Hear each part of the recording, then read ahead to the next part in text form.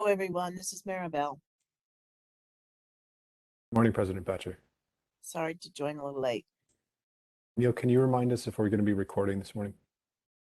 We are. Ali, do you mind just getting back up a couple of slides to the start? Great. Okay. Right. Let's make a start. Good morning, everyone. Thanks for joining this workshop, this staff workshop on the roadmap for offshore wind in the integrated resource planning process. I'm Neil Raff, and an analyst on the IRP team. I'm joined here by others on the team, Supervisor Nathan Barsick and my fellow analysts, David Withrow, James McGarry, and Ali Ashraghi. We'll be making some other introductions shortly. Just turning to some logistics and the scope of this discussion on the next slide. The slide deck itself, it was posted overnight to the 2022 IRP cycle events and material webpage. It is being recorded, just to check to Ali that you've started recording, Ali? Yes. Thank you.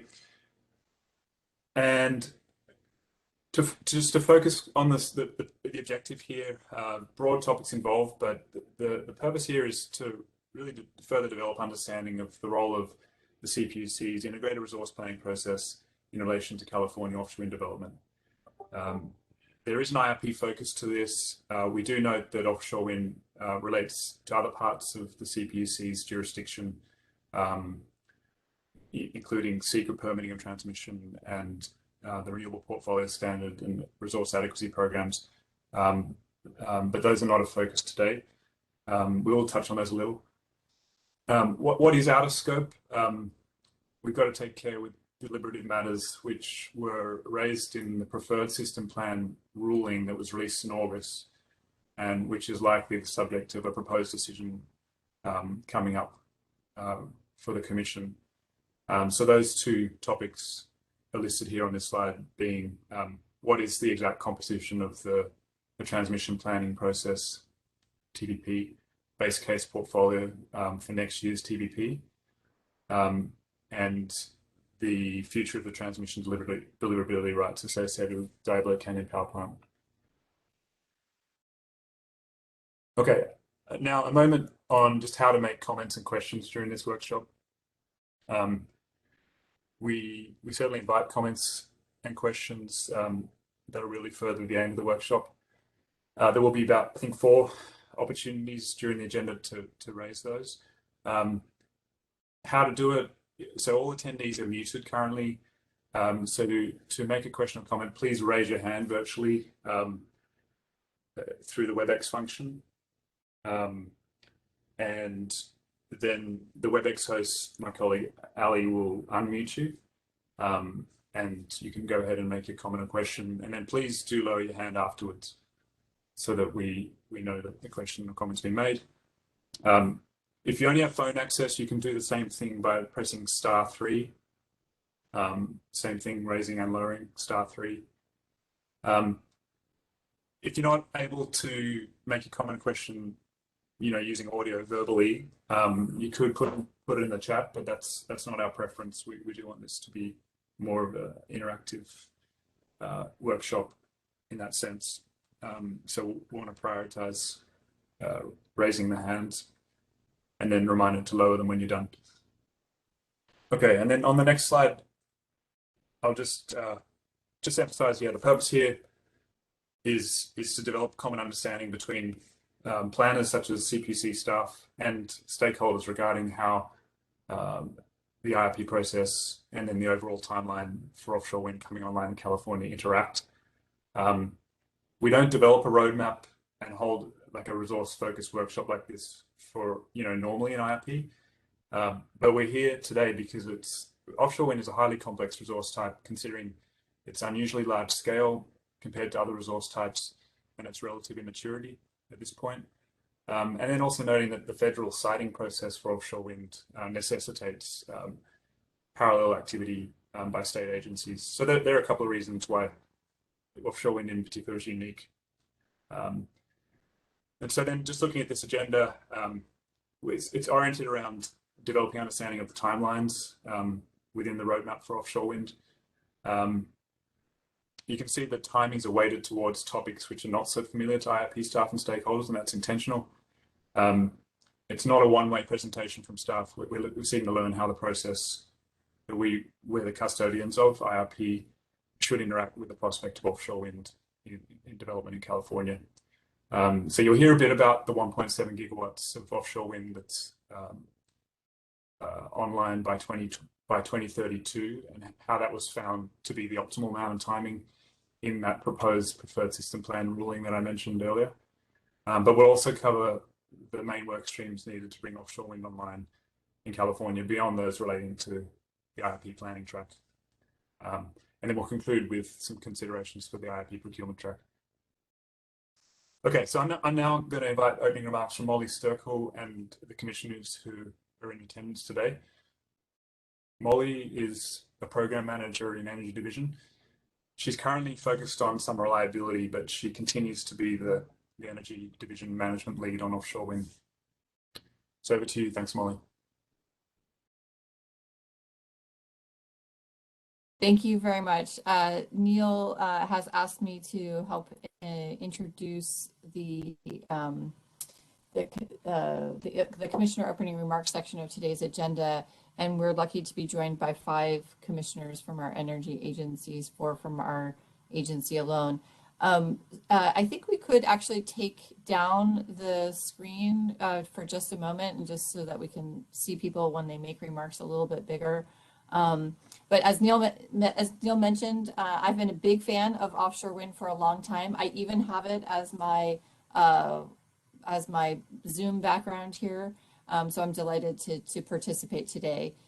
First, I want to start by acknowledging that any efforts we undertake to bring offshore wind into California's energy resource mix will also mean that we have to welcome into our energy policy making forum some diverse stakeholders that might not be a part of our energy policy community. So before I turn it over to commissioners for opening remarks, I just want to say a warm welcome today to our new or newer stakeholders, such as those folks from the fishing industry, from coastal communities potentially impacted by offshore wind development, and also by our colleagues at state and federal agencies. I have a frozen screen at the moment, so can I get a message in the chat from Neil to make sure that I'm still? We can hear you. We can hear you really well, Molly. It might be your bandwidth's preventing the video, but we can hear you fine. Okay, sorry for that. So why don't I pause there since I'm having some bandwidth issues, and I'd like to turn first to Commissioner Rechtschaffen. And Commissioner Rechtschaffen is the lead commissioner for our integrated resource planning process, and see if he has any opening remarks. Thank you, Molly. Welcome, everybody. I want to start by thanking you and also Neil and David Withrow for your very hard work in putting together today's workshop. I want to thank all the people joining us. As Molly and Neil said, it's a different group of stakeholders. We have a lot of state and federal partners here, recognizing the complexity of developing offshore wind, as Neil mentioned, and really the broad reach of agency activity that's implicated in offshore wind. I want to especially thank my colleague, Commissioner Karen Douglas of the Energy Commission, who's been a leader in offshore wind activities and will continue to be so going forward. This resource is exciting. It's an emerging topic. It's generated a lot of interest among state and federal policymakers and parties. Today, we are going to tackle one small piece of the puzzle. We hope to learn more about some of the process and challenge of development in California, and as Neil indicated, share information about how this can fit into our IRP process. As he also mentioned, this information will inform our efforts to develop a timeline and roadmap for how offshore wind resources can be developed. For those of you who are not familiar with the IRP process, and I'm sure it's true for those of you who are, the planning process is complicated. I mean, in a good way, it's necessarily so, but it's technical, it's complicated. It has largely been technology neutral to date. That is, the process seeks to procure reliable energy that meets our GHG reduction goals at the lowest cost. We are learning, though, that at times it may be necessary to put some additional weight on the scale to increase our resource diversity or otherwise obtain other benefits for the grid and for the state as a whole. And we certainly want to be cognizant of legislative interest and direction in this area as well.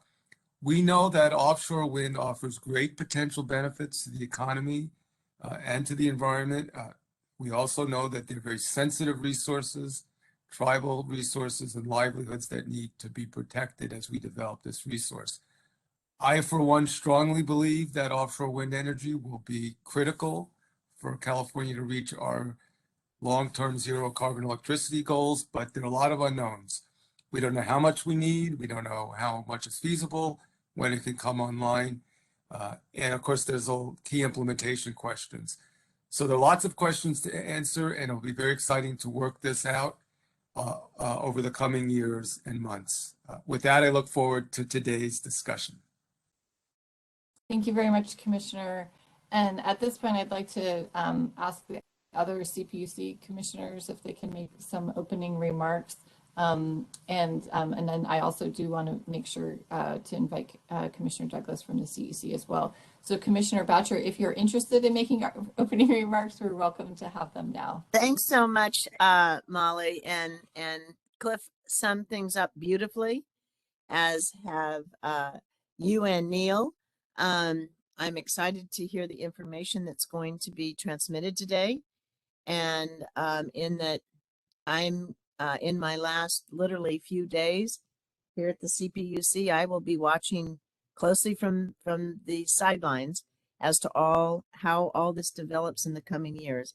I do want to congratulate and thank my fellow Commissioner Rick Chauvin, and also my colleague from CEC, Karen Douglas. She has been at the forefront of this. They both have been, and they've done a lot of work.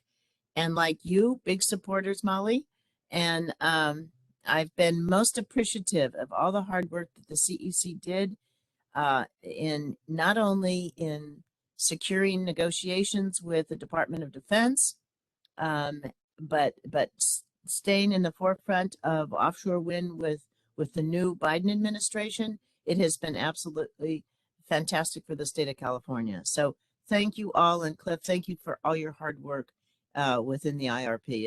It's phenomenal. So, and I'm glad we are putting a little bit of a finger on this scale. So thank you, Molly, for the time. Yeah, thanks. We're excited to see what happens today. Okay, Commissioner Houck, I'm going to turn to you next. Thank you, Molly. I know we've got a lot of material today, so I'm going to keep my remarks brief, but I want to thank the Energy Division IRP team for today's workshop and for the participants in today's workshop, as well as Commissioner Rick Chauvin for his leadership on this issue, and Commissioner Douglas at the CEC for her leadership overall statewide on offshore wind issues. I look forward to hearing more about the interaction between the IRP process and the overall timeline to bring offshore wind online in California. And as Molly noted, there's a lot of new stakeholders interested in this issue, including tribal interest that's been expressed. And I want to really commend Commissioner Douglas in particular for all of her efforts working with outside stakeholders, as well as Commissioner Rick Chauvin and Commissioner Guzman Aceves for the work they've done with the tribal community on these issues. And with that, I will conclude my comments. Thanks very much. And I'm delighted we also have a fourth commissioner, Commissioner Sharoma. Over to you.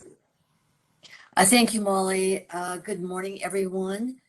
Thank you, Commissioner Rick Chauvin and Commissioner Douglas, for your leadership on this very important effort.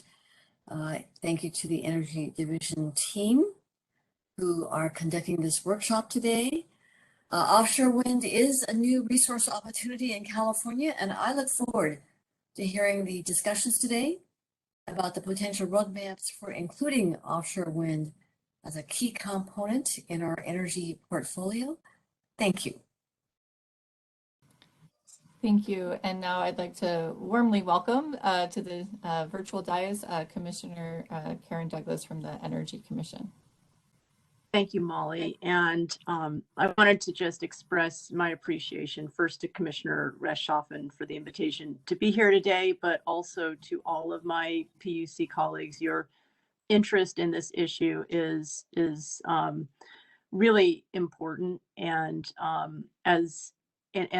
it's great to see, and the collaboration between the Energy Commission and the PUC in this area and so many others has been fantastic over the past couple of years, really.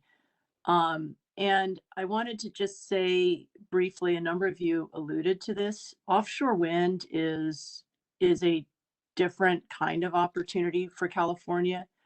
As a number of you mentioned, the scale is very different. It's very significant. And it also brings to the forefront a different permitting framework, a different set of stakeholders, and it has really required us, among many different state agencies, to raise our game and find new ways of working together in order to seize the opportunity here, but also to do so in a way that's really mindful of and supportive of the broad set of state values and goals, achieving our climate goals, achieving our renewables goals, understanding potential impacts and concerns, and really trying to bring all of that together with our A game as we consider this very large potential resource that offshore wind provides. And there are many, many facets to what it takes to bring offshore wind forward at scale off of our coast. You'll hear a lot about that today. And if you are interested after this workshop, if it makes you want to hear even more, there are many opportunities to do so, because this is a very live area. And I just wanted to say in particular, of course, we have wind energy areas that have been designated off of the Central Coast and off of the Humboldt Coast. There are different factors and different considerations around what it takes to bring projects forward, and different ways of doing it in those two areas. There is a process ongoing on that areas that has both state and federal elements. You'll hear about that. In parallel, under AB 525, the Energy Commission is charged with doing a strategic plan for offshore wind for the state in collaboration with our state partners. In particular, we have a deadline of June 1st, 2022 to identify planning goals for offshore wind that take into account a number of considerations that range from sea space to workforce and economic opportunities to potential impacts on ratepayers or ratepayer considerations. And so this is one of many areas where our partnership with the Energy Division and the input and insights we get from the IRP team within the CPUC is so valuable. So I really welcome this conversation. I'm excited to be part of it and appreciate you setting up this workshop. Thanks very much, Commissioner Douglas. Quick check that I didn't miss anybody. Anyway, I'm going to turn it back over to James McGarry on the IRP team. He's going to talk a little bit more about IRP in just a minute. I do just want to say, thank you to the commissioners for being here and for the stakeholders. At least our 4 CPUC commissioners were at their public meeting until 6 p.m. last night. They did closed session meeting after that. Their presence here this morning is a reflection of their, true dedication to public service, as well as their sincere interest in this topic. So thank you all for joining us. And also, as Commissioner Douglas just said, you know, AB 525 has a deadline of next June. And so this workshop today is meant to help make sure that the CPUC has our ducks in a row, as it would say, as we endeavor to contribute to that strategic planning process. We know the law doesn't go into effect until January 1st, but the June 1st and the June deadline will be here before we know it. So we're trying to get a little quick jump on that. We have, just stepping backwards, as James is going to go into further detail, we have been excited about the progress that offshore wind, in particular floating offshore wind, has been making in the past few years. And so, you know, we've been carefully watching it as staff as it started to emerge as a likely technology that can offer the state access to large quantities of GHG-free energy, with the associated electric sector emission benefits. I mentioned that I have my little offshore wind platform here. The reason why I picked this up is because this is the first commercially installed floating offshore wind platform off the coast of Scotland. And I was so excited to see that go in, because of course the floating platform is what we will need here for the California coastal shelf. I'm excited for offshore wind's generation profile because of how important it will be if developed for the California energy sector. And quite honestly, because it is a resource that, if developed, really will have a huge impact on the world. 40% of the Earth's population lives within 100 miles of a coastline. And so if we can, in California, help support offshore wind and make it a reality in the energy resource mix of the future, then I know it will have big impacts for the rest of the world. And having said that, take it away, James McGarry from the IRP team. Great. Hi, everyone. Thank you, Molly, and thank you, commissioners, and hello, everybody. Great to be here with you all today. I see we've got over 170 participants today, so that's great. So I'm going to share a few slides now to provide some background on IRP and how we work with and interact with other state agencies and the energy market more broadly. The goal of this section is to provide some context for the conversation that we'll be having today. So IRP, Integrated Resource Planning, is a process that began in 2017 and replaced the former long-term procurement plan process, or LTPP process at the CPUC, after the passage of SB 350 in 2015. IRP is meant to guide electric sector resource planning to help the state achieve its greenhouse gas reduction goals at least cost while maintaining reliability. IRP does this by looking 10 to 25 years out across the boundaries of individual load-serving entities, or LSEs, to the electric system writ large to identify integrated resource and optimization opportunities for achieving state goals and to surface issues that might not otherwise be apparent when looking at things by an LSE by LSE basis. We do this through a combination of modeling and by working directly with LSEs and market participants. I'll get into more detail on exactly how we do that in the next slide, but in a nutshell, what IRP does is we combine top-down planning through modeling of the electric sector under different scenarios, and bottom-up planning by aggregating LSE's own plans that they submit to us about how they would achieve their own greenhouse gas reduction requirements.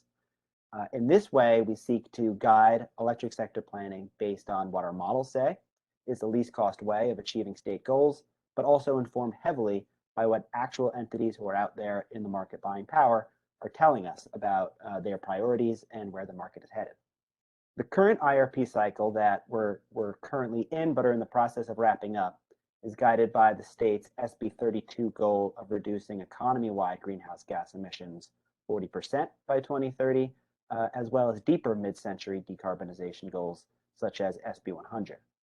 The goal of IRP is to ensure that the electric sector is on a trajectory to enable broader economy-wide decarbonization while minimizing cost and maintaining electric reliability. Heading into the next cycle of IRP, which will be beginning next year, the Commission may seek to ensure that the electric sector maintains its robust decarbonization trajectory and also explore potential process enhancements to improve our system-wide modeling and procurement procedures. One last high-level note that I want to discuss is that, as some of you may know, there's a pretty complex regulatory landscape in the California electric sector. The commissioners who were speaking before me alluded to that. The CPUC regulates over 40 LSEs that are made up of a mix of investor-owned utilities, community choice aggregators, electric service providers, and those entities serve about 3/4 of the load in the state. IRP does plan for statewide electric sector decarbonization, but we only regulate those load-serving entities that are under our jurisdiction. And so our coordination with other regulating entities like the Energy Commission, the CAISO, the Air Resources Board, that coordination is extremely important. Next slide, please. So this gnarly web here is a visualization of that coordination that we do with the other agencies and load-serving entities to facilitate a truly statewide approach to system planning and electric sector decarbonization. So the CPUC's IRP process sits right in the middle of this chart, and we're taking inputs from CARB scoping plan, which is the blue bubble on the top left. Every 5 years, CARB develops an economy-wide plan for how each economic sector of the state will contribute towards meeting the state's overall greenhouse gas reduction goals. The CPUC is empowered to act on its own to set a binding greenhouse gas reduction target for the electric sector through the IRP process, but we set that target within a range of emission reduction goals that we get from CARB through their scoping plan. And that range of electric sector emissions that CARB presents us with represents what the electric sector needs to do to support economy-wide decarbonization. We also take inputs from the CEC's Integrated Energy Policy Report, or IPR, which is the dark green bubble that you see on the left. IPR produces the demand forecast that we rely on in IRP, as well as a few other cost inputs like natural gas price forecasts and other inputs that we use in our modeling. This gets updated by the CEC annually, and we're always seeking to use the latest version of the IPR. So both of these processes flow into IRP. We use greenhouse gas targets that we get from CARB and model what the electric sector needs to do to achieve those targets based on the demand inputs that we get from the CEC's IPR. So with that information, IRP uses a capacity expansion model called Resolve to assess new electric capacity needs. Resolve is a model that uses the latest information on cost, resource potential, development timelines for all eligible technologies that are in the model, and runs a simulation where essentially all those technologies compete against each other, and Resolve selects an optimal mix of new resources to meet demand, meet the demand profile, and achieve our greenhouse gas reduction goals at least cost while maintaining our reliability standards.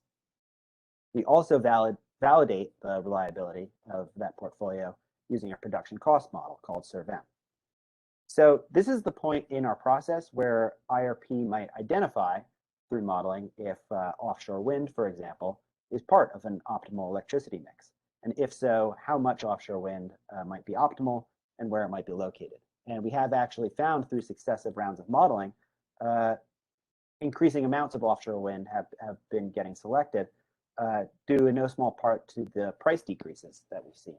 I went back and looked and saw that over the last couple of years, the price that we assume for floating offshore wind on a levelized cost basis has fallen from about $120 per megawatt hour to under $80 per megawatt hour. That has helped it, in that capacity expansion sort of competition that I was talking about. But getting selected by Resolve does not automatically mean that we're going to go out and all of a sudden order procurement or order the development of any certain technology, but it is a strong indication of those technology types in roughly those amounts are something that we might want to investigate further and encourage and should be part of the state planning. So after we do all that modeling, we pass that optimal portfolio over to the load serving entities and the CAISO to inform their planning. We also receive information back from them that feeds into our subsequent planning efforts. Using the optimized portfolio information that we provide to them, but also informed by their own goals and priorities, load-serving entities then file plans back with us saying how they intend to achieve their own individual greenhouse gas targets. through a mix of existing and new resources. We then aggregate that information and we use it to decide if we should change our mix of optimal resources that we're using for planning, and to inform whether we might actually want to use our procurement authority to order LSEs to procure more in case, for example, we were to identify a shortfall in reliability or greenhouse gas emissions when we aggregate those plans together. So for example, if load serving entities in their plans were to include more offshore wind than our modeling had identified, or they're selecting it in different locations than the model had identified, then those are things that can change our determinations about what is part of an optimal electric mix. We also annually transmit the latest vintage of the optimal resource portfolio over to the CAISO as part of the transmission planning process. That's the lines going back and forth from the CPUC to the CAISO, the yellow bubble on the right. CAISO assesses that portfolio for transmission needs on an annual basis and identifies if new transmission would be needed to support the development of that portfolio, and can approve the need for new transmission projects based on their analysis of that portfolio. They are also sending information back to us from the previous year's TPP, which again flows into our modeling. You'll hear more later this morning about how offshore wind has been part of that transmission planning process to date. So I'm really only scratching the surface here of what we do in IRP and how we fit inside of state planning. It's a complicated process. It's got a lot of moving parts, a lot of technical details, but it works to ensure that the state agencies and market actors are moving together in the same direction so that our generation and transmission system is on track to meet our climate goals and maintain reliability and affordability. It's also a deliberate and transparent process that allows newer technologies like floating offshore wind to demonstrate their value to the grid compared to other, maybe more incumbent resource types. So with that background, I'll wrap it up and pass it on to David to talk more about the IRP planning track. James, very good. So what we have on this slide and subsequent slides is our attempt to lay out a roadmap, in a sense, of IRP and related activities that are necessary for the development of offshore wind. And since we're planners, we've used the illustration of a Gantt chart that charts out the approximate timeline for all of these activities. I think the most important part of this slide is the upper right-hand corner of the legend. That's very key. The blue-gray highlighted activities within the Gantt chart are activities within PUC's jurisdiction, particularly IRP. In subsequent slides, like siting and financing, obviously that's way beyond our capabilities, and those are sort of the orange highlighted activities.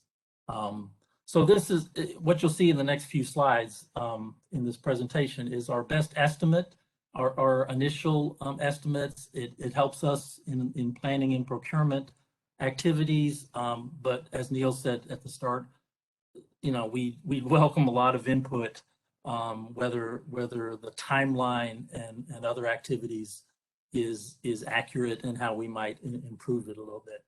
So this slide starts with the planning track, noting that the 2019-2020 reference system plan, which came out in, I believe, August of 2019, made offshore wind resources available for selection for the first time, but in sensitivities only. It was not a default candidate in the reference system plan.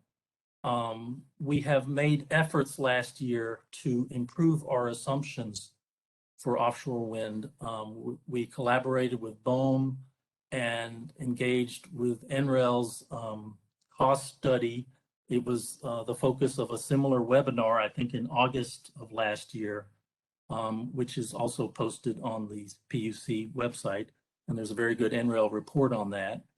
And we also, early last year, we transmitted to the CAISO under the process that James just outlined, a portfolio of offshore wind resources and asking the ISO's engineering analysis of this portfolio as a sensitivity study, which means it wasn't part of the baseline study, but it was a sensitivity study which will provide us a lot of information for future IRP cycles. The ISO is just at the completion of this TPP process, they'll be publishing their draft transmission plan, I think, at the end of January. And I expect it'll have a lot of very good information of the transmission impacts of offshore wind resources, a large amount of resources in the Central Coast and North Coast area. And they're also being creative in studying different transmission technologies that could be utilized and assessing the cost impacts of all that. So we're looking very much forward to the results of this sensitivity study and appreciate the ISO's very helpful engineering expertise on that. So again, this initial Gantt chart highlights the ongoing sensitivity study and notes that all of this information will feed into the next IRP cycle beginning in 2022 that is initially will start off with an update of the inputs and assumptions for modeling of offshore wind resources and other resource types. Okay, the next slide suggests, well, first of all, it points out that the preferred ALJ judge, Julie Fitch, issued a ruling in August of this year that included a preferred system plan that proposes 1,700 megawatts of offshore wind resources. This could represent a fast path for offshore wind planning in that this PSP plan includes 1.7 gigawatts of offshore wind, but even though it's not a default candidate, so it is a way for IRP planning track to sort of speed up its planning activities for offshore wind, particularly because this PSP plan, which includes 1.7 gigawatts of offshore wind, could flow into the portfolio given to the ISO early next year for study of transmission impacts in their 2022-23 TPP base case. So again, just to highlight, the legend in the upper right-hand corner highlights sort of a light green for these activities, representing sort of a fast track approach for these activities under the jurisdiction of the CPUC. All right, let's go. The next slide quickly sort of highlights the nexus of interconnection and transmission planning. It is publicly available information on the ISO queue that there is some offshore wind projects that are being studied in the interconnection queue. This could lead to some interconnection upgrades. It could also lead to some of the TPP results could lead to some network upgrades, not necessarily based on the sensitivity study, because that, again, is not part of the base case, but the need in future years could be included in the TPP base case and approved by the ISO board, which could lead to significant transmission expansion in the future. So this Gantt chart again highlights in the lighter orange, these are interconnection studies and agreement studies, which are part of the ISO responsibility, not the PUC, but it's noted within this section of the Gantt chart. So that's sort of a quick overview of the IRP planning track. I think, unless Neil, you want to add anything else, I think we can take some questions and about this and the IRP in general, James's presentation. If people want to raise their hands, Ali will be happy to call upon you. Thanks, David. Yeah, I think we've got about 5 minutes available here for questions on these recent topics and comments. It looks like Nancy Rader has her hand up. Nancy, you're on mute. Hi there. Oh, can you hear me? Yes. Okay. Good morning, everybody. I just wanted to point out that the workshop seems to be overlooking entirely the two projects in state waters that are subject to state lands commission jurisdiction. These projects have a much shorter lead time than the projects in federal waters and can very conceivably be permitted and come online by 2026. So that would add some urgency to the timelines you've presented here. Obviously, they'll need transmission access and offtake agreements financing sooner. It's also important to understand that because these relatively small demonstration projects can come online about 5 years sooner than the projects in federal waters, we can learn a lot from them as the federal projects are still being studied and planned. They can also play a really important role in building up the physical and workforce infrastructure that we're going to need for the larger projects, which is obviously a monumental undertaking. So I would just ask that we try to pay some attention to these projects in this workshop as we go along, and certainly planning moving forward. Thanks. Thanks a lot, Nancy. And could you just name the projects just to help? It's one of them is called Catamo by the Sierra Code team, and the other is Ideal's project, and I think they total about 120 megawatts between them. Excellent. Thank you. And thanks for that, Nancy. And as folks will notice as we go through the Gantt chart elements, we had to make some choices about how granular of information we can capture in there. So for the sake of displayability and accessibility, you can see this applies in a general sense in the conditions that Nancy described, but with some exceptions. So thank you, Nancy. Thank you.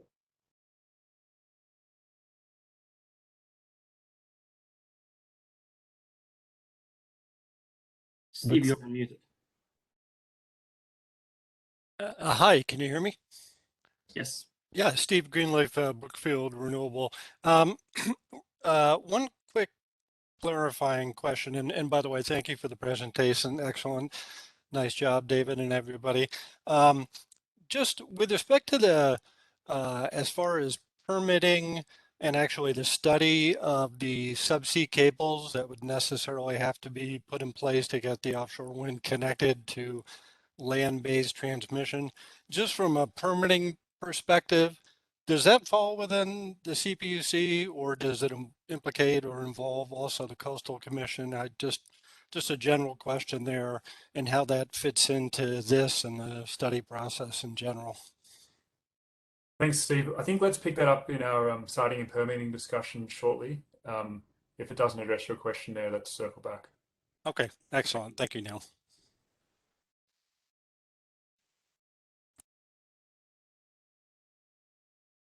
I see a couple of questions in chat. I don't know if should I read those, or if people want to raise their hand and ask a question. If there are no more hands raised, I'll try and take a look at this. Neil, while you're doing that, I'll just remind folks that are using the raise hand function to ask their questions like Steve and Nancy just did. After the question's been asked, please just hit the same raise hand button again, and it should lower your hand.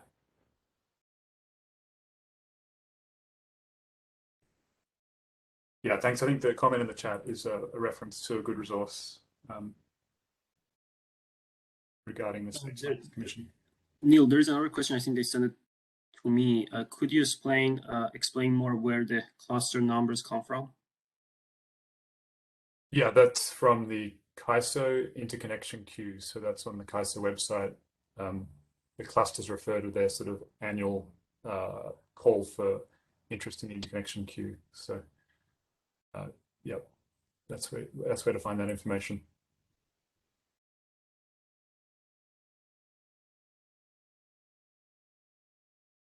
There's a question in terms of timing for CAISO 2022-2023 PPP.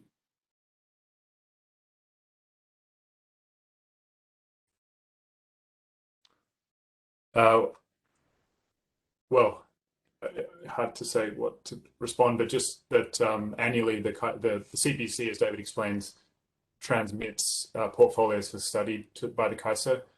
So the next opportunity to do that is early in 2022, and then that'll be in time for the CAISO to pick that up in their study process, which commences in 2022 and continues through to the first quarter of 2023. I think we should keep moving and on to the next topic, and there will be a chance for more questions shortly.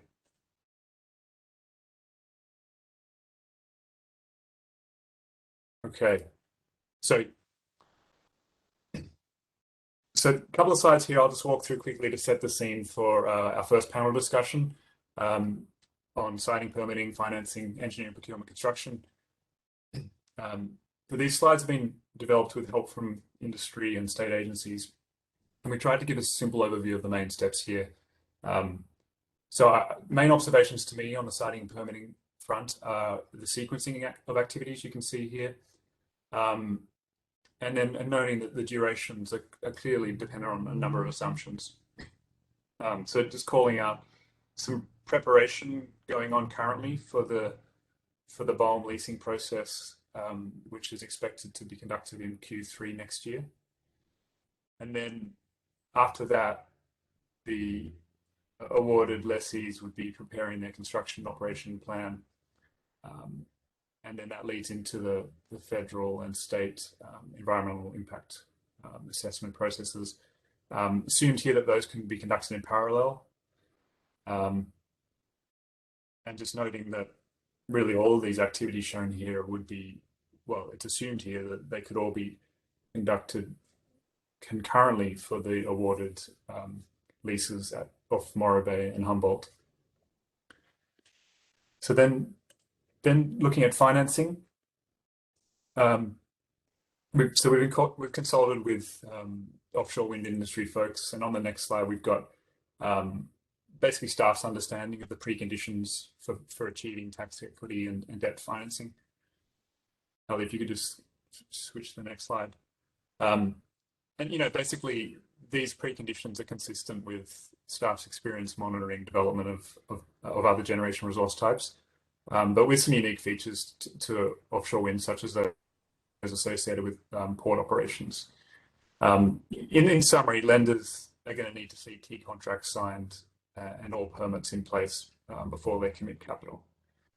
So it'll be helpful to refer back to this as we think about the overall timeline that we'll be getting to shortly. And so then on the next slide, just highlighting here, look, the approach we've taken really for all these timeline estimates is that, acknowledging that there are various ways to construct the timelines. So the approach we're taking here is to anchor the activities around the proposed preferred system plan online year of 2032 for that significant amount of offshore wind. So these timelines are not intended to represent like the earliest possible online year or some other scenario other than the proposed preferred system plan.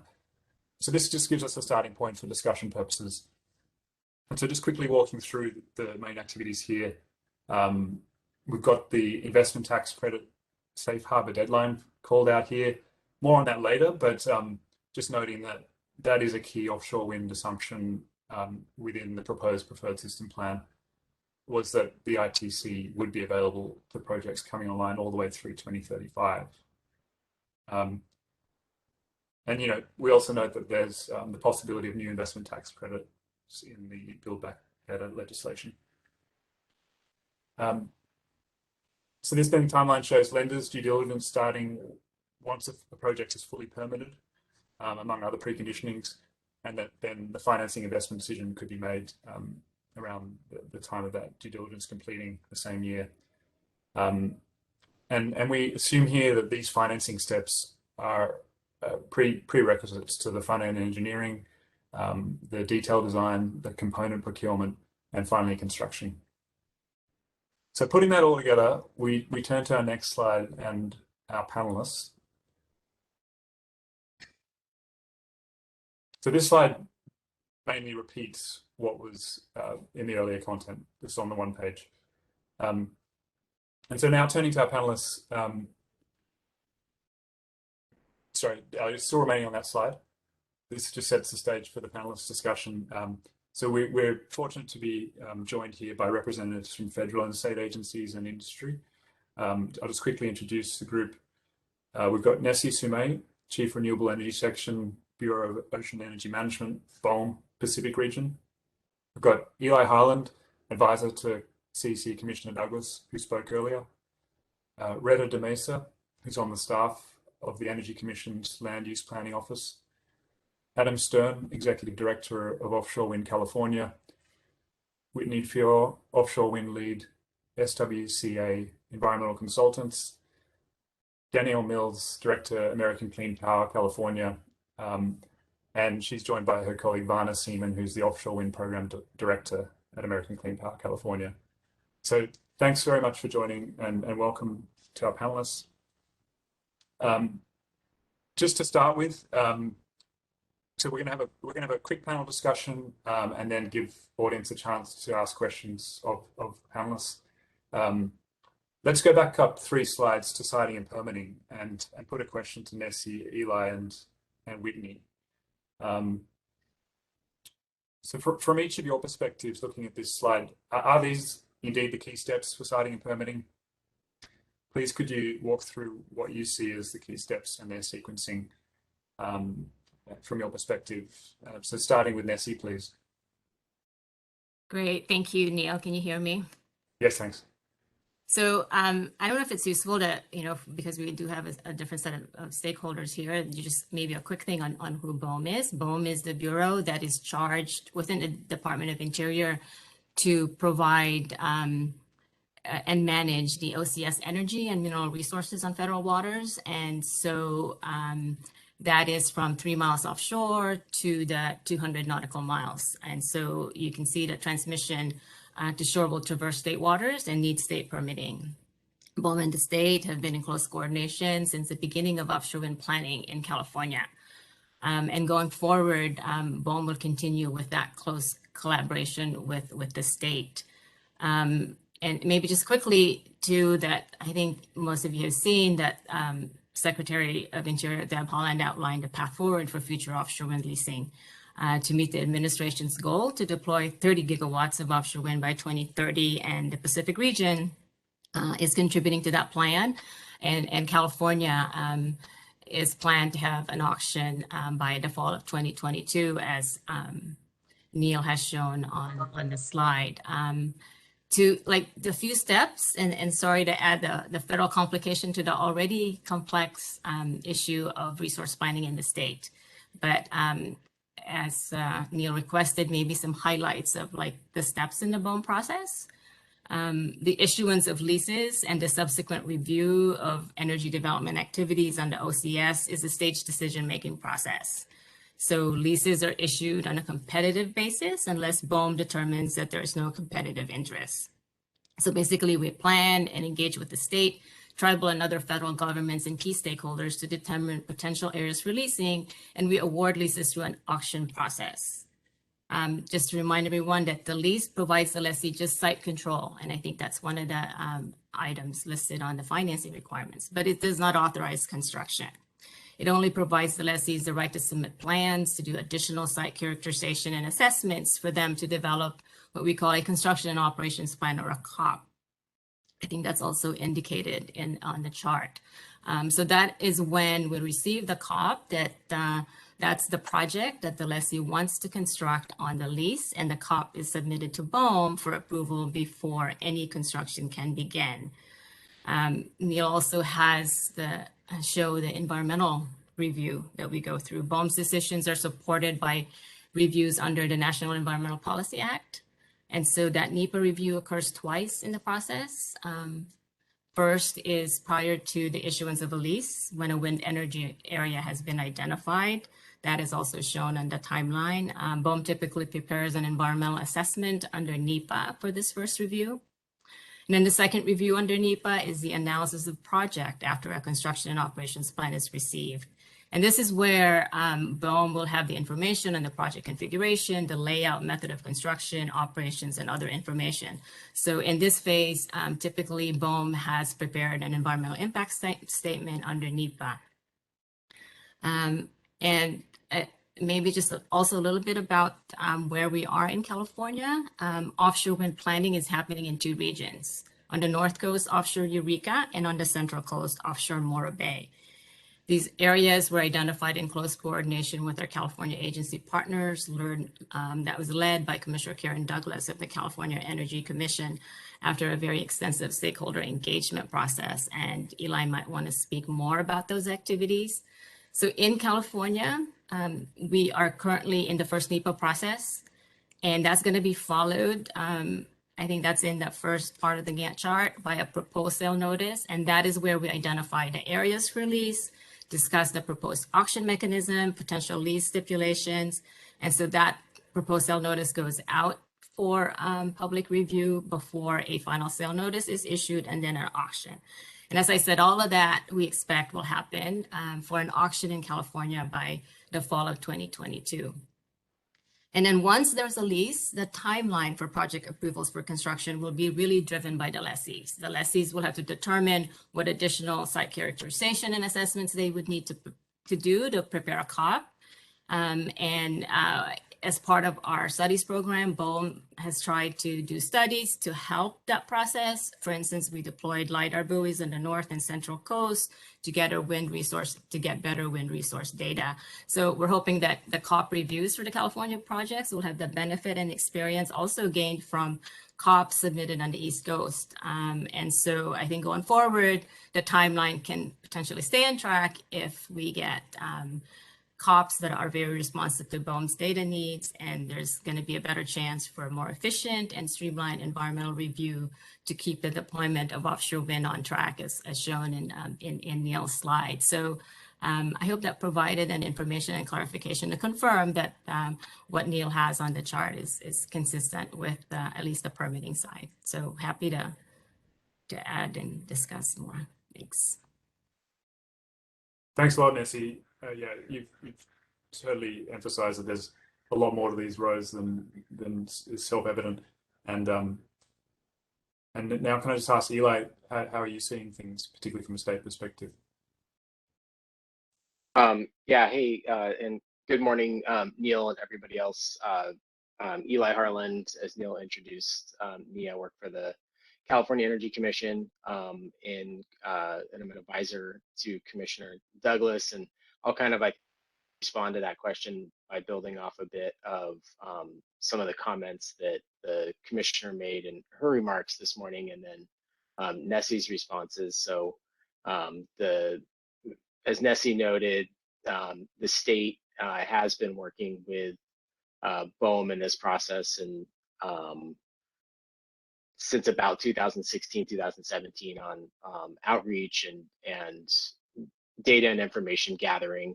And that is all sort of added up to being in this place where we are now with BOEM, where we are coordinating on the first NEPA review that's going through. So I think you have that captured sort of accurately on your timeline there. And I think for the purposes of what you're trying to display for IRP, I think you sort of have the right level. You noted that there's a lot of intricacies that are here, and maybe some parts of it that, or some work to do to really identify like what's the important parts for the resource planning aspects of this, because permitting is a very complex topic when you're talking about these technologies and in these environments. And just to comment that the Coastal Commission and the state agencies are supporting the Coastal Commission now with pulling together the information needed for their first consistency review. In September was a Coastal Commission informational hearing to discuss what the CZMA process or the and the coastal management program approach will be to looking at the consistency of both of the areas that were just described by Nessie. And so the 21-22 state budget actually had prioritized some resources for the state for these purposes, and those are being put to use now, especially by the Ocean Protection Council and the Coastal Commission in getting prepared for what they'll need to do their review of consistency. And that review there'll be a separate review for each area. So I know your note, Neil, that some of it is noted that some things happen concurrently. I think there's places and times where some things are actually concurrent, and sometimes where that might not be on the same exact schedule. And this is one case where the consistency reviews will be probably timed differently. And Coastal Commission's schedule will really be dependent on the BOEM process and BOEM moving through their NEPA process and submitting to the state, the Coastal Commission, the request to do the consistency review. I think you're there on the timeline. And for looking at sort of later on in the timeline that you have there, I think one comment is that we're working on starting to frame up the implementation of AB 5, as was noted. And one thing that AB 525 requires the Energy Commission to do in collaboration with other agencies is to develop a permitting roadmap for offshore wind by December 2022. So we'll be, able to look at a lot of existing work and a lot of existing models to kind of have a starting point for that. But that's going to be a busy 12 months for us and the agencies and stakeholders to really come together on that permitting roadmap. And I expect a lot of that to probably focus on some of the later parts of the process you have here, where NEPA and CEQA start to happen at similar timeframes, and there's some coordination to occur there.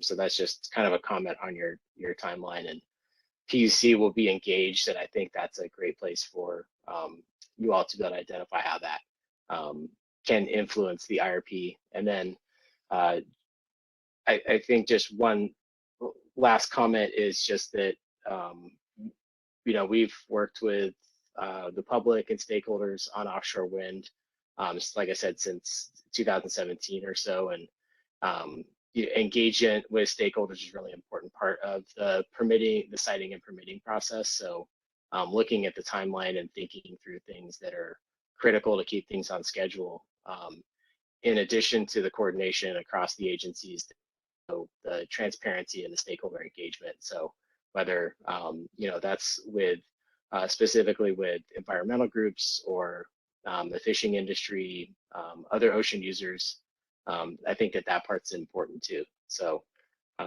if there are specific questions, especially on some of the Coastal Commission pieces, I'll mention too that there are some staff from other state agencies that are on that could potentially field questions if those come through. But I'll pass it back to you, Neil, for any questions or clarifications.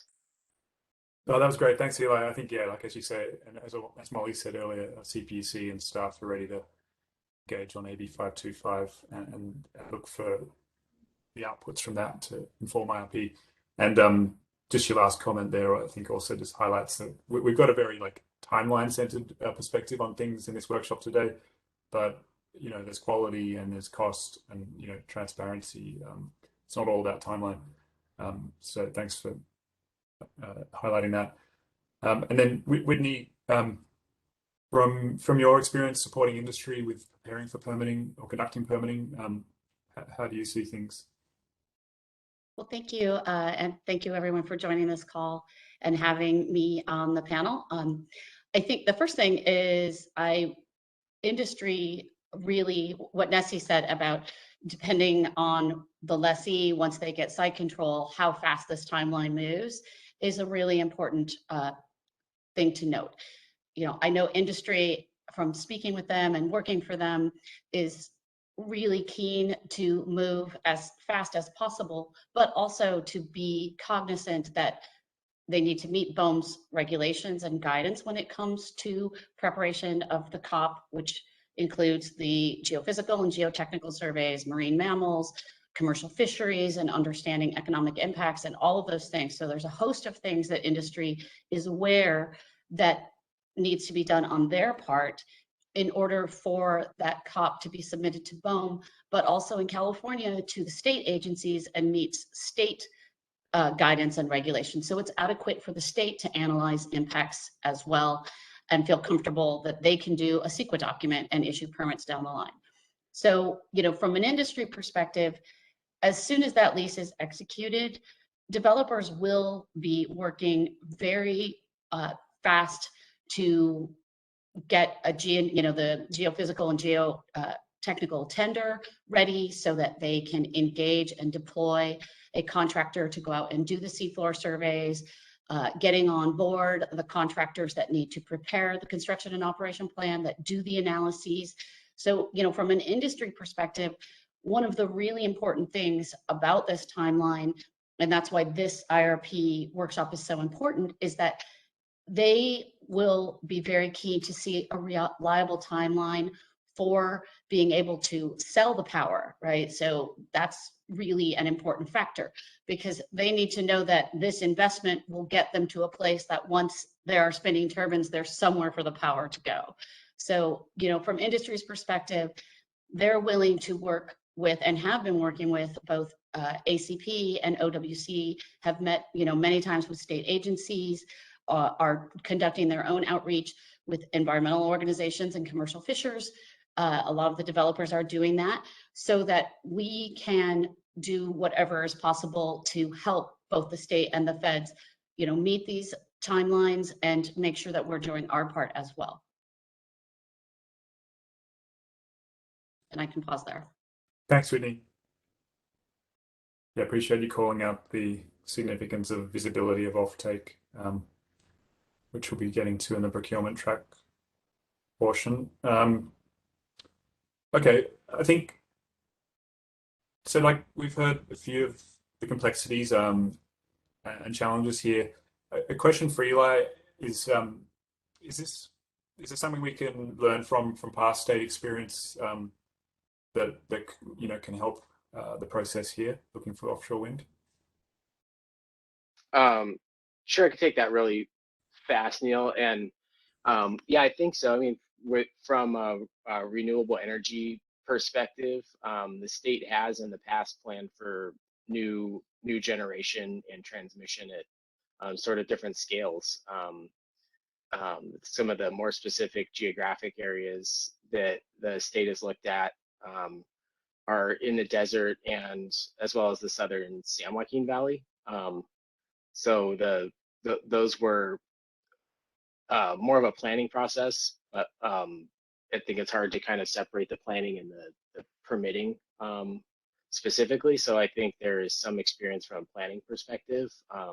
The environments and the technologies are a lot different. So some of the comments, I think at the top of the workshop about offshore wind being a little bit of a different thing than we usually think about in the resource planning context. You know, we have to keep that in mind when looking at past models and trying to learn from those. But I think we've done some of that. And then also during the response to the American Recovery and Reinvestment Act, there were a lot of requests to build projects, a lot of large scale renewables, especially large solar in the desert, that the state and the feds had to move pretty quickly on and stand up models that could be rigorous and still cover all of the things you need to look at in environmental reviews, but do it in a way that you might be able to either save time or accelerate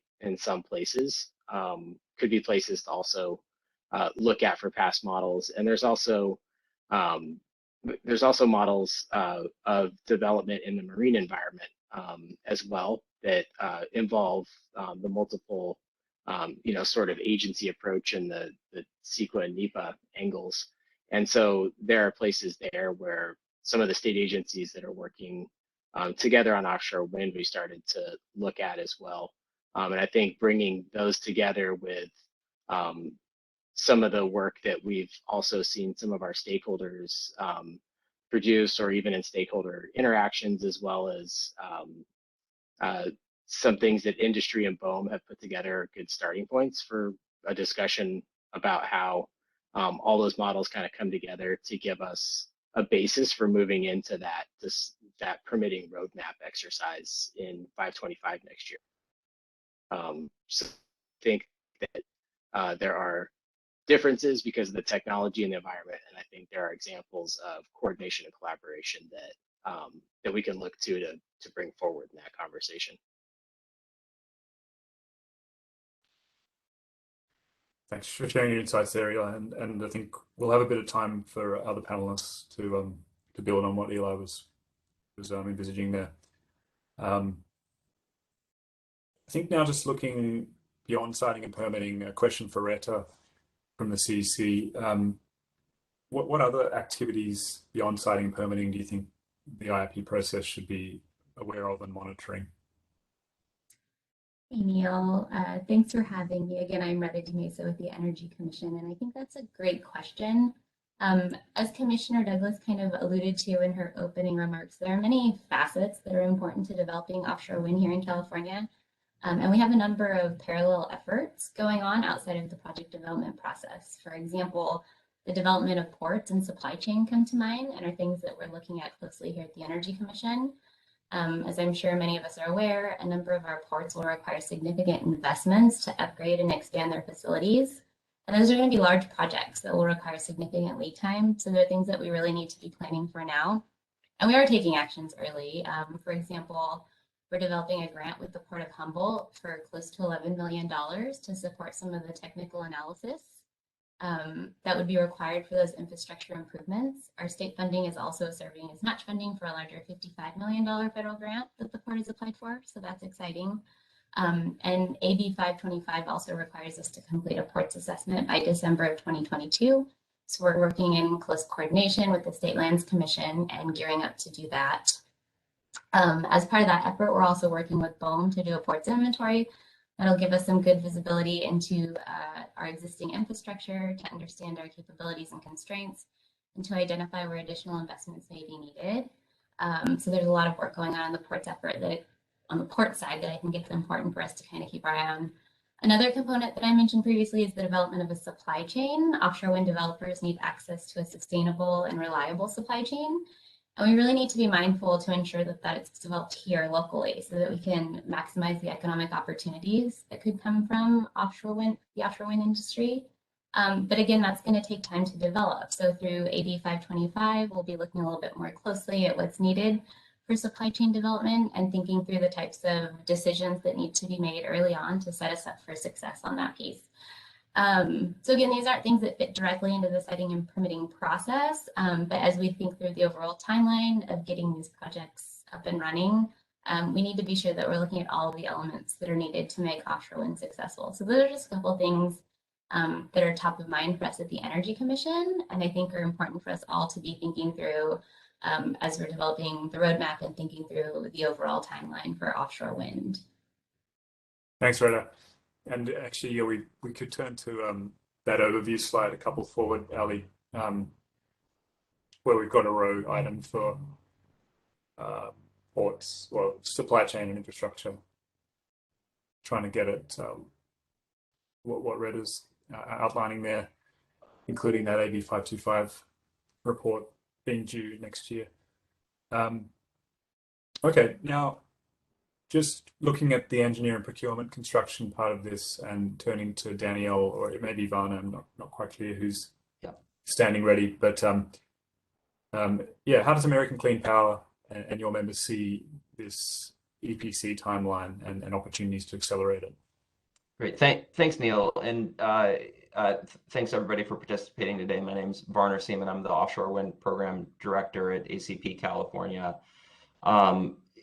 I think that as we talk about the EPC component, I think that it's worth stepping just quickly back for a second. And I think one of the things that's really exciting about this industry right now, and that I think is really helps us as we move forward with the engineering part and doing all the work that we need to do, is that offshore wind at this point is truly a global industry. I think that there are some folks from California who recently on a CP trip and then also with COP had a chance to visit some operating projects that are taking place in Europe. If we look over to Asia, we look at the rate of development that's going to be taking place. I think that as we talk about offshore wind, there, I think, is a little bit of a sense that it's not fully a mature technology yet, but I think that as we go through even just the next couple of years with the rate of development that we're seeing on a global scale, I think we're going to see this as a rapidly maturing technology that really is going to be quickly answering whatever lingering engineering and kind of technical considerations are already there. But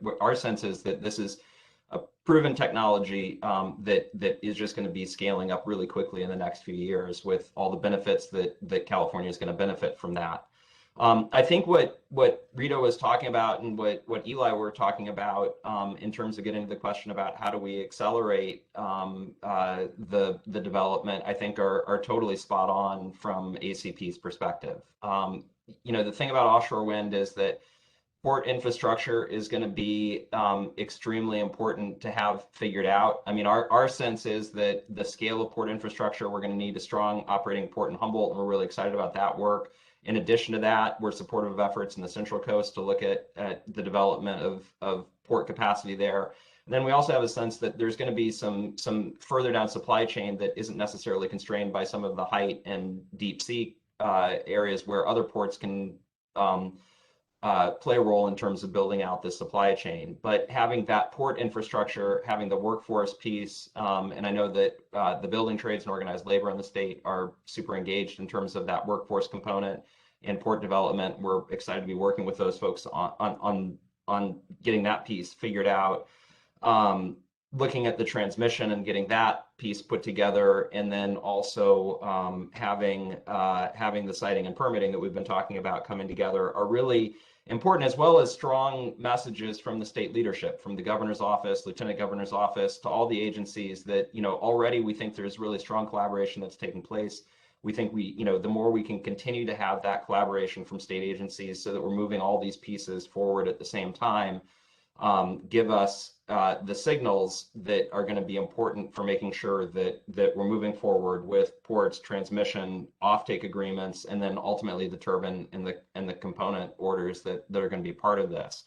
I think one of the things that we're cautious about is because all of the components for offshore wind are fairly infrastructure intensive and require a lot of investment, that we can't be waiting on the procurement piece to wait till we get done with permitting, or to wait till we get done with transmission, or wait till we get done with the other parts. That we really need to be sending that market signal as soon as we can. That's really gonna give the positive feedback and send the signals to all of these different component parts that support the work that the CEC and the other agencies are already doing. So, I mean, from our standpoint, there's as we talk about the acceleration and as we're focused on that first round of 4.6 gigawatts between the Morrow and the Humboldt call areas, we think that the earlier we're talking about procurement and getting offshore wind considered as part of the preferred resources that we're planning for, and that we've got some certainty, that helps all the other components move forward and gives people confidence to do the port development, the workforce development, transmission development, et cetera.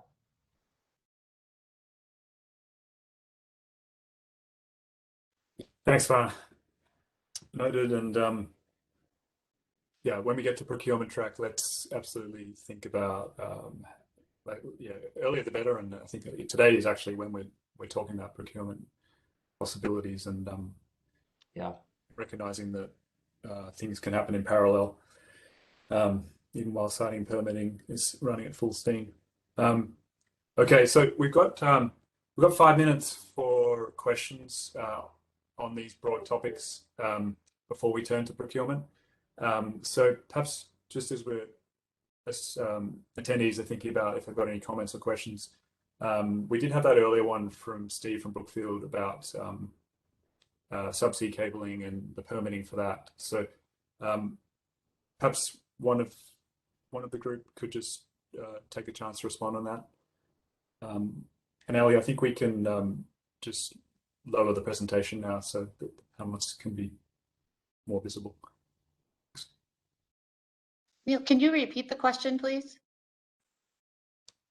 I think Steve was asking, where does the permitting for the subsea cables that may be needed either from the turbines to the interconnection, or maybe even from a transmission solution that runs subsea up or down the coast, where would that fit in to the steps we've talked through? Neil, this is Nessie. I'll start. So anything on the OCS will be within BOEM's jurisdiction. I think the question was asking on the portion that's traversing the state waters. Is it the CPUC or another entity who would then be the permitting? So I'll let Eli answer that. Thanks, Nessie. Yeah, I have to, it's very project dependent, but it would cross the within the 3-mile boundary into where the State Lands Commission tends to have that jurisdiction. So if the question is related to the time at which there's a like a proposed project or project where those known routes are, then I think that helps clarify that question that's there. But it really will be pretty much project dependent, but I think state lands. But Steve, I don't know if that was the precise question. I'm sorry, when you had asked it earlier, I didn't catch the whole thing, and it only caught that Neil thought we'd visit it. So let us know if that is not what you were looking for. And I'll just step in very briefly, and Jennifer Maddox put in a chat as well, but it really also depends on whether any of the state lands that the project passes through have been subject to being granted to a local government as well. So you would really need to understand where the cable was going to and from and the route to get to the bottom of that question. And so when we do the permitting roadmap, we will look into questions like that and maybe have recommendations around it. Thanks, Commissioner. So Ali, are we seeing? Yes, we have a few questions. Nancy, you're unmuted. Hi there again. I was just puzzled by the timeline showing 5 years total permitting and construction for new transmission, which is much quicker than is usually assumed. So I wondered about that. And in any case, especially for state lands projects coming online in 2026, if not also for the BOEM projects, I just really wanted to urge the commission and the CAISO to look for ways of making sure we're getting as much out of the existing grid as we can. In the commission's extreme weather proceeding, the commission recognized that energy-only projects can in fact add reliability to the system. We think that is a very important thing to recognize, and we believe it will be critical to explore that notion further so that we can very possibly get offshore wind interconnected without any upgrades, at least some offshore wind. So just wanted to flag that. Thank you. Thanks, Nancy, and just David, feel free to add, but I think that 5-year total for transmission permitting and construction is absolutely just a first attempt to put something on the page. So noted your feedback, and also I think part of your point is that some offshore wind does not need significant transmission. We've already got some capability in the system, so that 5 years or more may not need to be factored in.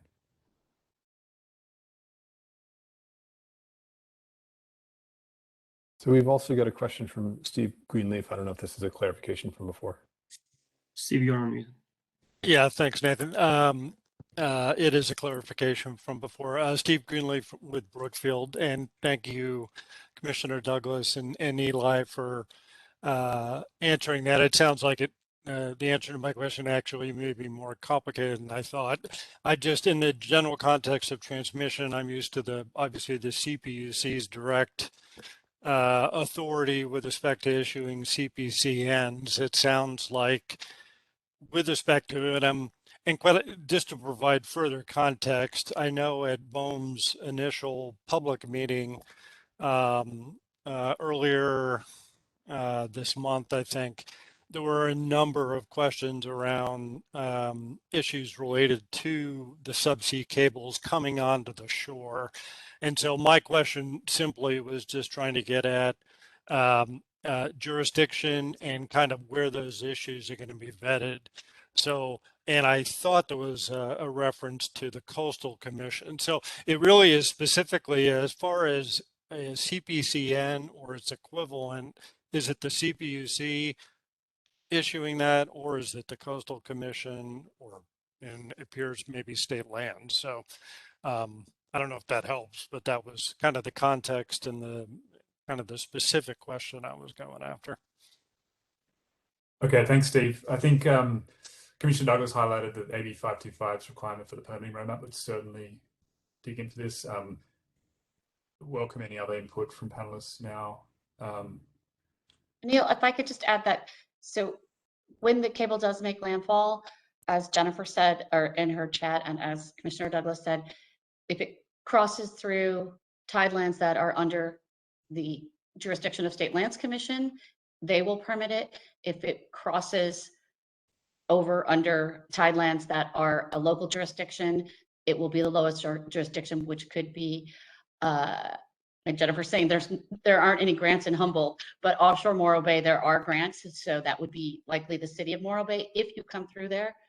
The other thing I would add is that most of these entities have local coastal programs that are approved by the Coastal Commission. So there'd be a coastal development permit that would be issued by that local entity.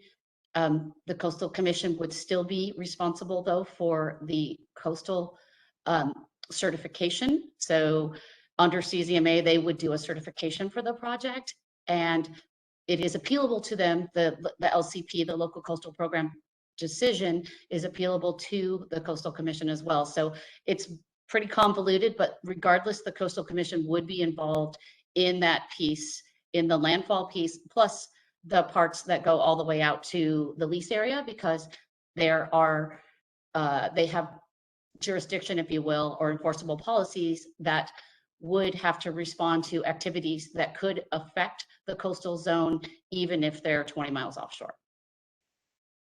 I was just going to say, Neil, Coastal Commission and State Lands both have staff listening in, and they both sent a quick clarification into the chat. But if you'd like either of them to respond, they're happy to. They wanted to be available for questions. I'll go back on mute, but thank you all. That was extremely helpful. Thank you. As a reminder, once you ask your question, please lower your hand. Neil, I don't know if you have time. We have a couple of questions in chat. I would like to keep moving, get onto the procurement track, and then there'll be two more opportunities for questions. So yeah, perhaps the team can take a look at the chat questions and prepare for those. So yeah, if we get the slide deck back up and turning to procurement. So yeah, we've heard clearly that an offtake contract is a precondition for financing. And you know, Varna highlighted the significance of industry seeing a pathway to procurement offtake, you know, even before financing. So just to start off with a couple of, like, the first few bullets here, offshore wind is already eligible for the Renewable Portfolio Program, the Resource Adequacy Program, and it can count towards a significant portion of the midterm reliability procurement order from June this year. That's the 11.5 gigawatt net qualifying capacity that load serving entities are required to procure. Just note that this version is correct, but the website version of these slides mentioned 2028, but for offshore wind to count, it would need to be on by 2026. Pursuant to the midterm reliability order, staff was required to publish effective load carrying capabilities for the various resource types that could be procured, including offshore wind. In other words, we've done modeling to work out what would be the reliability contribution of offshore wind. So we know it's GHG free, but what would the reliability contribution be? So we did that, and it's published on the IRP webpage, I think September, October timeframe. So, you know, the output of offshore wind is starting to be able to be valued here in California for its clean energy and reliability attributes.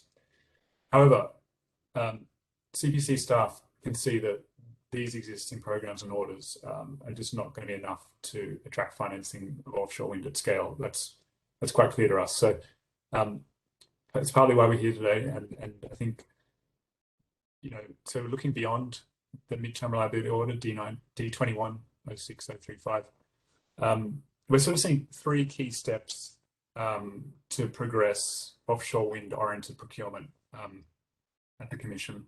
So firstly, preparatory activities. So here, like recognizing what we've talked about, the unique features of offshore wind, it would be a first time in IRP in a number of ways. We've got the significant economies of scale available.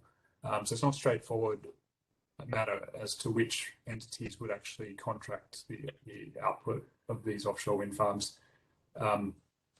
There's more uncertainty in costs than other resource types in our IRP process, notwithstanding Varna's points that it's mature in many ways and deployed globally, relative to which options we're looking at in California of other resource types. It's relatively uncertain in costs, and adds the possibility of needing to specifically require offshore wind rather than have it compete among other resource types, means that part of preparatory activities might mean more market testing of costs of offshore wind, you know, beyond the study that NREL did that BOEM mentioned earlier. And then, so both of these features and the possibility of just a few large projects being awarded the leases in the BOEM process means that I guess non-IRP traditional approaches to procurement might be required. For example, we might need to think about open book contracting or some sort of off-ramp if costs turn out to be much higher than expectations, to manage the market power of having just a few large projects, you know, being procured from. So that's the first key step we're seeing. Then the need determination step.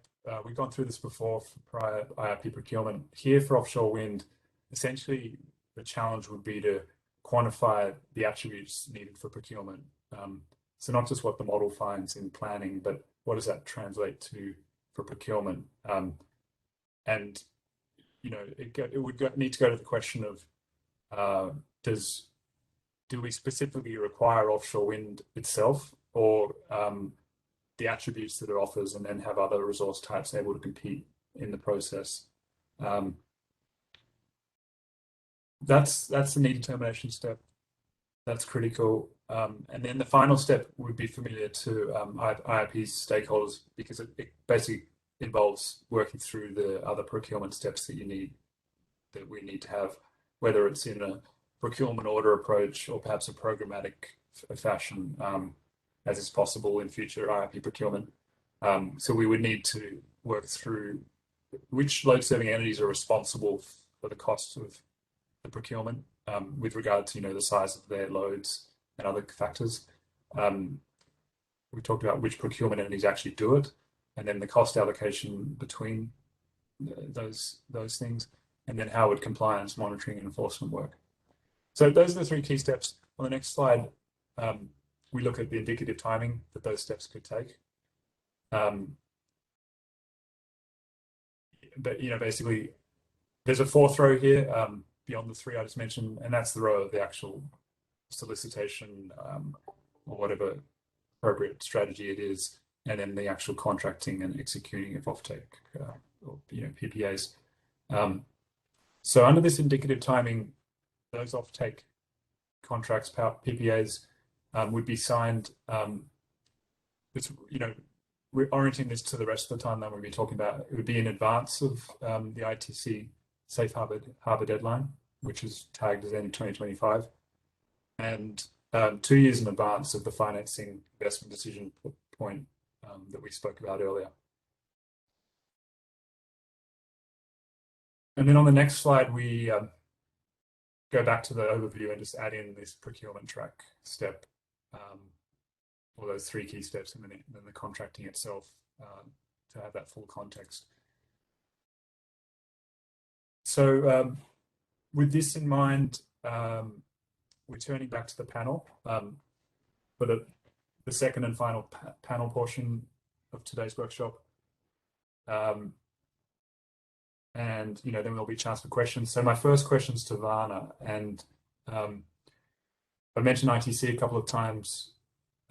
Could you just say a bit more about what it is and its significance, and say a bit more about the safe harbor deadline at the end of 2025, and perhaps what would industry need to be in place to be able to risk sufficient capital to qualify for that safe harbor by then. Great. Thanks, Neil. And those last slides there's a lot of really good stuff on there. So thank you, and thank you for all your work on this. So the investment tax credit is just as it sounds. It's a tax credit based on the investment of the total depreciable asset that's put together, the capital asset that's put together, which is the totality of all the turbines and most likely the subsea cable that attaches the project to the grid, as well as the any kind of infrastructure that's associated with the grid connection is part of the piece that's eligible for this investment tax credit. So it's a 30% tax credit for projects that start construction by 2025, and we'll talk about what that means. So in the start construction, what that means. What we see is that 30% tax credit is a pretty tremendous savings in terms of the cost of a project. There was a project on the East Coast, and this is publicly available information, that bid a project without the ITC at $78 a megawatt hour, and was able to bring it online, or with the ITC, it ends up being $70 a megawatt hour. So a pretty significant cost savings for the levelized cost of energy from 78 to 70. Now, the provisions of the ITC are that to be eligible for it as it stands in current law, you have to either begin construction of a project or meet the safe harbor provisions under IRS statutes by December of 2025. Start construction on the land-based side generally means building a road or a foundation, something that's required for the construction of that project, not necessarily preparing the land, but for the things that go towards actually bringing that project on land. The safe harbor provision is a way to de-risk a little bit by not necessarily having to show continuous construction activity over the life of the project.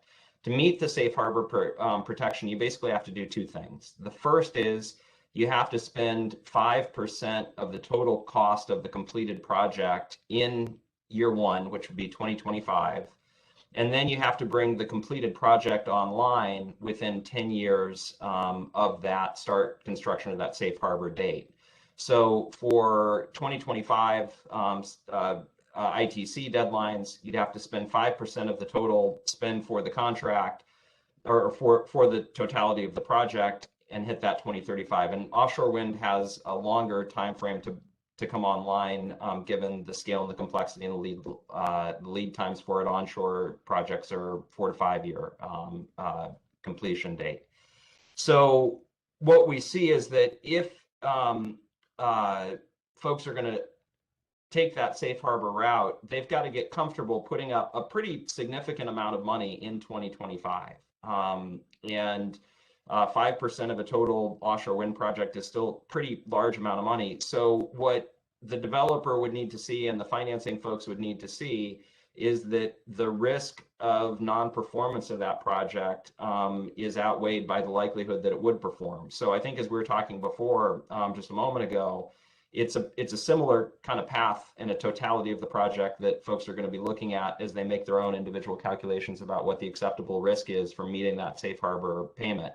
So they're going to be looking again, is there a pathway to market? Do they have an offtake agreement? Or are they reasonably confident that they can get an offtake agreement? Do they have the port infrastructure to be able to construct these? Do they have the interconnection to be able to bring the power online? Or is that likely to be happening by the time they hit their commercial operation date target? So again, I think that is what we were talking about before, really that early action and the things you're talking about in terms of support for procurement prior to 2025, and the earlier we do it, the better, really are some of the necessary components for folks to be able to take advantage of the ITC and be able to be in a position to have lower cost for these projects, and then pass that savings on to California consumers as it goes through the rate making process. Thanks, Ryan. I appreciate you putting some numbers around it to indicate the potential difference this can make in terms of the costs that ratepayers bear if the tax credit can be achieved. And James mentioned earlier the process that we go through to model resources and ITC, whether it's achieved or not, is is an important assumption. Adam, I could turn to you just to give Varna a break before I come back to him, and just sort of looking at this big picture now. I just wondered if you could comment on, how important federal and state policy signals for the offshore industry have been so far, and then what more do you see as needed for taking advantage of this new clean energy resource from your perspective with offshore wind California? Thank you, Neil, and appreciate all of your work and that of your colleagues throughout the state agencies and the federal representatives here as well. Adam Stern, and I represent Offshore Wind California, which is a consortium of energy developers and other members of the supply chain for offshore wind.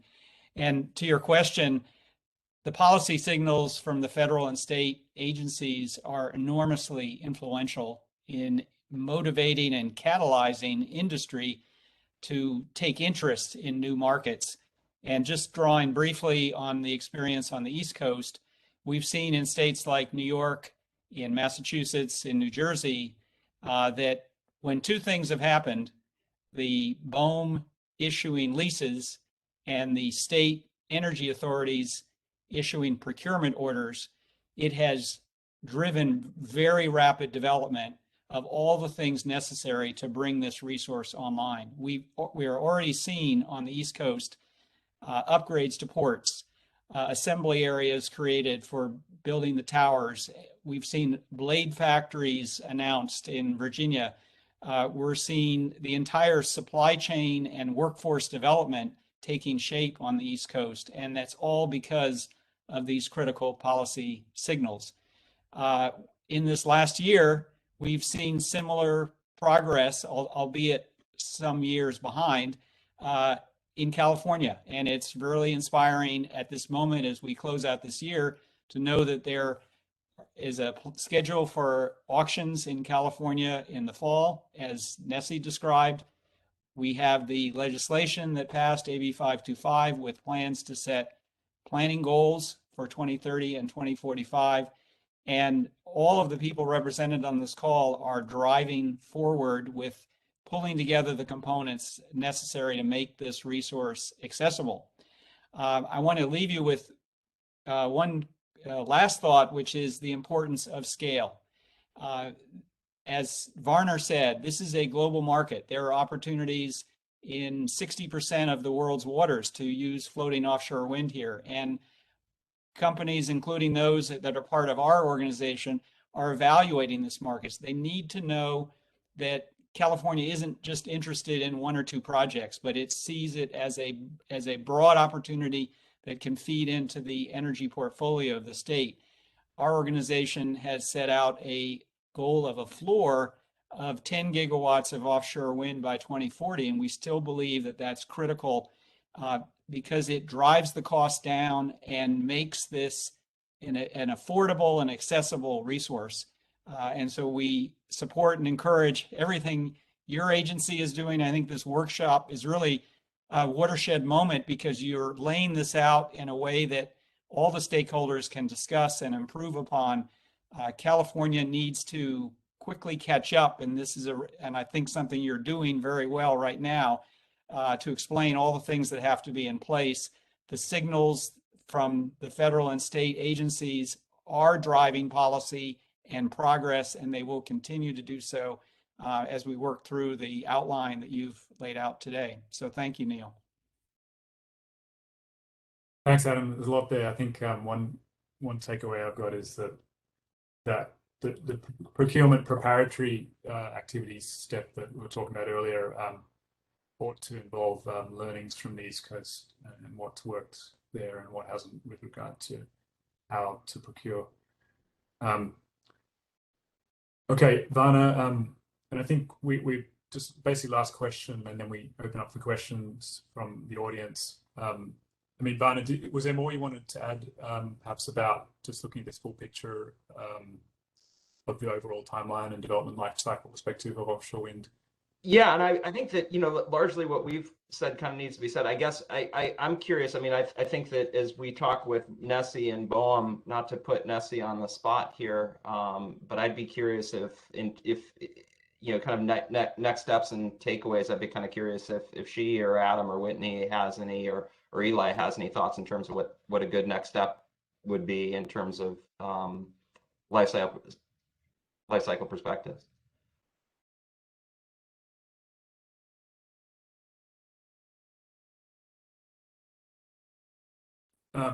I can just give Nessie.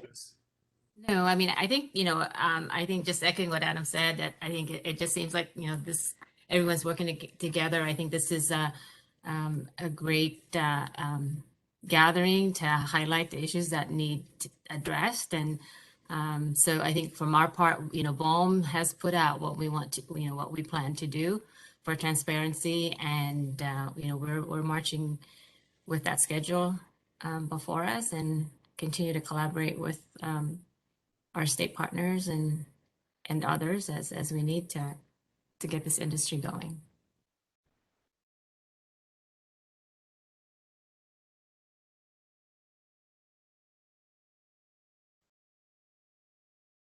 Any other comments from the panel? We will finish with David talking through the more limited next steps with regard to this workshop and the IRP part in this. But any other comments from the panelists on what's coming up more broadly?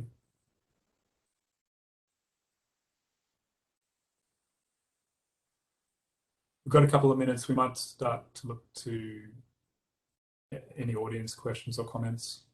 Robert, you're unmuted. Yeah, can you hear me now? Yes. Great, thanks. I'm Robert Collier with Sierco Offshore Wind. Thank you for this great presentation and dialogue today. It's very informational. I do want to echo Nancy Rader's comments that the information and analysis here, while certainly extremely valuable, are incomplete. They don't take into account the state waters projects that we expect to be coming online in 2026, totaling about 100 megawatts. These projects are a crucial first step for the industry. They're a crucial reality check. As with any first mover projects, our LCOE will be higher than waiter projects, but it'll bring great advantage to the system. For port, supply chain, workforce training, all these have been mentioned today, how the offshore wind generation profile actually integrates on the grid beyond desktop modeling. Ensuring procurement of this power is really crucial, so that we really hope the PSP will include these projects by 2026 when we expect to go online. We need an early PPA with open book contracting.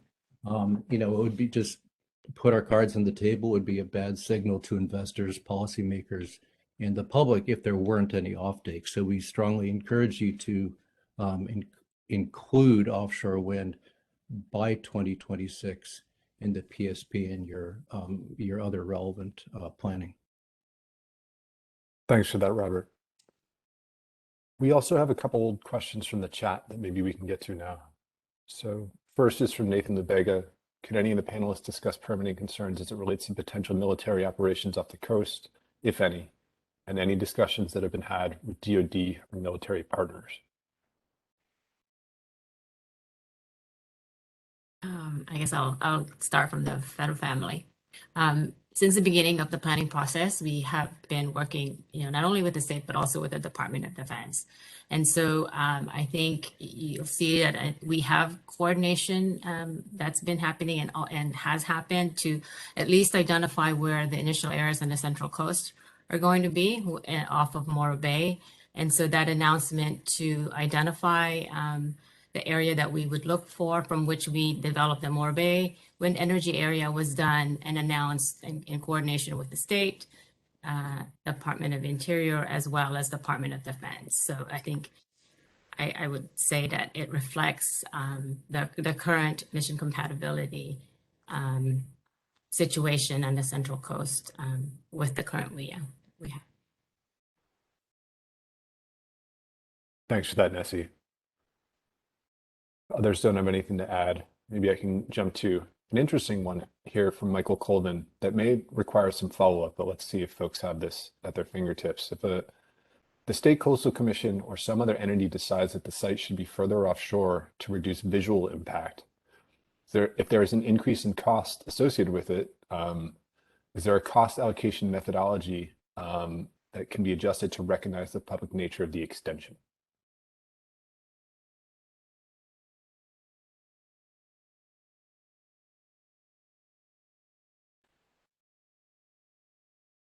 I feel like that's a kind of a mixed question because it has a bit of the siting components, BOEM's jurisdiction and process, state process, and then some of the IRP piece. So it's kind of like a on the nose question for the topic. I'm not as familiar to be able to speak to the detail on how distance works in like the IRP model, if that's like sort of like a way to describe that. But the location of the areas that are currently being looked at on the Central Coast and on the North Coast, BOEM has produced visual simulations of those under different conditions. So there is a look at that, but I've never seen anything to adjust those further other than to look at the way the visual could look for the currently proposed areas beyond that. So, but I don't know if David or Neil wanted to comment on distance and how that plays into IRP. But. So Eli, let me just quickly say, this is Commissioner Douglas. I think part of the question seemed to be, what if in the permitting process, the project is reconfigured or changed in some way that affects its economics? That has happened with land-based solar. Sometimes you can't build out an entire site. Sometimes mitigation is a little more than a project owner anticipated. In the case of the wind energy areas, they already go as deep as was thought is practical for them to go. So I don't think there's a scenario where BOEM shifts them beyond that site. I think the more likely scenario is that within those areas, there may be parts of the seafloor that have to be avoided, or there may be spacing and other considerations for the turbines, depending on vessel traffic or other issues. And I think developers would do well to just be cognizant of the fact, and I think they are, that not every inch of a wind energy area is likely to be developable at the same intensity. Thanks, Commissioner. Well, I will turn our attention towards next steps and David to wrap up. And just to comment, like from the IRP modeling perspective, Eli raised, we've used that NREL study from last year, which is focused on California offshore, floating offshore wind for our cost assumptions. If reality turns out different, whether it's for permitting reasons like visibility, or maybe it's for, it could be on the supply chain side, or the cost of the turbines, for example, that's where, we might need to have sort of off ramps or ways of containing costs, that sort of appropriately balances the risks that developers are taking in putting forward this new resource opportunity with the risks that ratepayers and planners are sort of taking on it.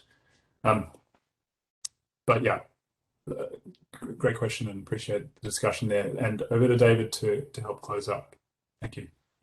All right, let me quickly go through these next steps in case Commissioner Rexhoffen or others have any final observations. The next steps are limited to the PUC team here, since we've talked about much broader issues as well. In the near future, there will be a proposed decision on the 2021 PSP and the portfolios to be conveyed to the CAISO for next cycle TPP. Exactly when this will happen, only Santa Claus knows for sure. But we should all note that Santa and his elves are very busy these days and are working really hard. There will, of course, be opportunity for party comments once the PD is issued, which will allow the commission to consider party comments as well. In regards to this presentation and these roadmap timelines, we've gotten some great feedback, I think, and I'm pretty sure you can count on some sort of update, which we will post and send out a service list notice probably after the new year. But I think we've gotten enough feedback. We can make some substantive changes in this roadmap timelines that may be useful for people going forward. As we talked about before, the PUC looks forward to contributing to AB 525 implementation beginning next year under the leadership of CEC. And also with the new year coming, we'll be updating our inputs and assumptions for modeling in the next IRP cycle, which will also consider TPP sensitivity results and updated cost assumptions, including ITC impacts. At any time, please feel free to send an email to the IRP team there. Just a few minutes left. I want to check and see if Commissioner Rexhoffen or anybody has any final observations. David, I just want to thank you and Neil and Nathan and Molly and everyone for putting this together. It's very helpful to get feedback. As the discussion today indicates, this is an iterative learning process. It's new for us. It raises complex and different challenges, but we're leaning into it in a very, very big way. As you can tell, we're thinking hard about a roadmap, a timeline, interagency coordination, what needs to be done and when, both specifically in the IRP context and more broadly with the AB 525 process that David just mentioned and other state policies and goals. So the L's will continue to work very, very hard over the next weeks and months, and we look forward to continuing engagement with our stakeholder community.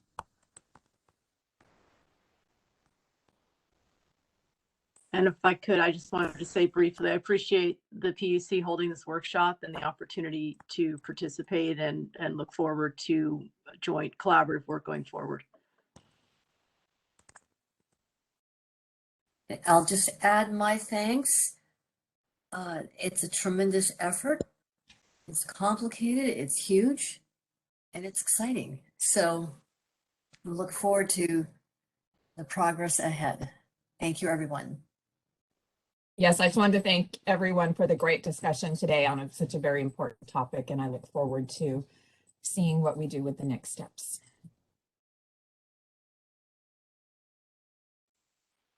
Thanks, everyone.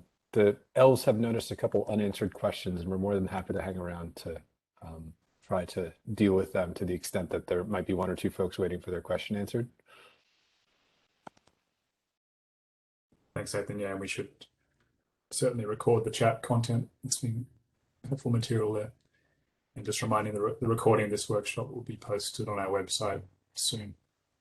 So Nathan, are you suggesting that we call the workshop to a sort of formal close and allow people to drop off, and then just say some subset of staff will stick around and we'll try to answer a few more questions? Yeah, the ones that for folks that have already put their hand up and put in the chat. Okay, so I do want to thank the commissioners for being here. If they need to drop off, we can fill them in later. I know everybody has a really busy day. Again, thank you to our panelists, thank you to our commissioners, thank you to staff. So, but yeah, if you guys are happy to keep going, if you can call it, you know, whenever you need to go to your next meeting with me, which you're skipping to keep going with the chat, that's fine. You're allowed to do that. Bye-bye. So cheers, everyone.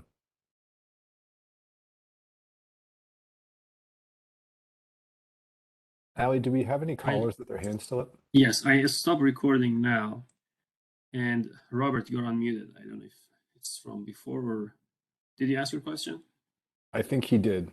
Okay, then Molly, you're unmuted. Thank you.